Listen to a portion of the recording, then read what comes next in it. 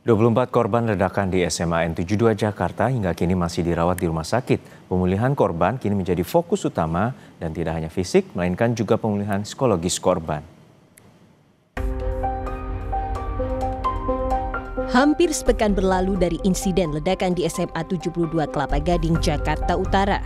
Kegiatan belajar masih dilakukan secara daring menunggu kesiapan para siswa untuk kembali ke sekolah.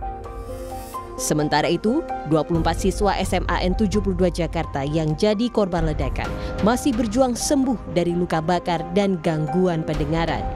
Korban dirawat di Rumah Sakit Islam Cempaka Putih dan Rumah Sakit Yarsi. Beberapa korban bahkan mengalami kerusakan membran telinga hingga harus dioperasi. Jadi yang dirawat sekarang itu masih ada 11 yang 6 orang yang dalam proses perawatan dengan kebocoran telinga.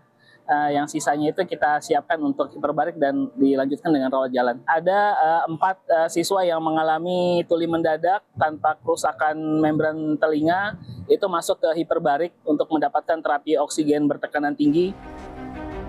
Kementerian PPPA turut terlibat dalam pemulihan anak-anak yang menjadi korban ledakan di SMA N72.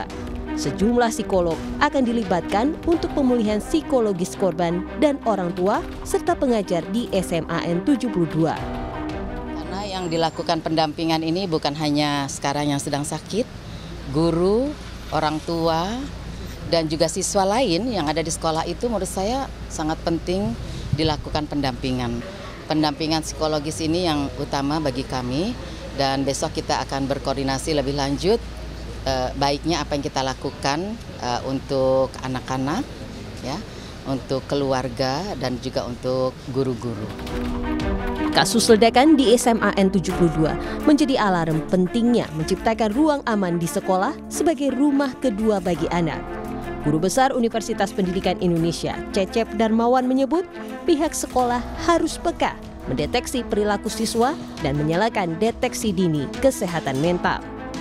Berkala atau terjadwal ya dilakukan penyuluhan dan lain-lain itu. Yang kedua juga mendeteksi tetap ya, yang tetap harus ada pendeteksian dini ya terhadap anak-anak atau remaja yang terindikasi tanda kutip itu ada perilaku-perilaku yang mencurigakan ini ada mengenai persoalan kesehatan mentalnya gitu ya. Nah kalau itu bisa dilakukan, saya kira lebih bisa diantisipasi lebih baik ya.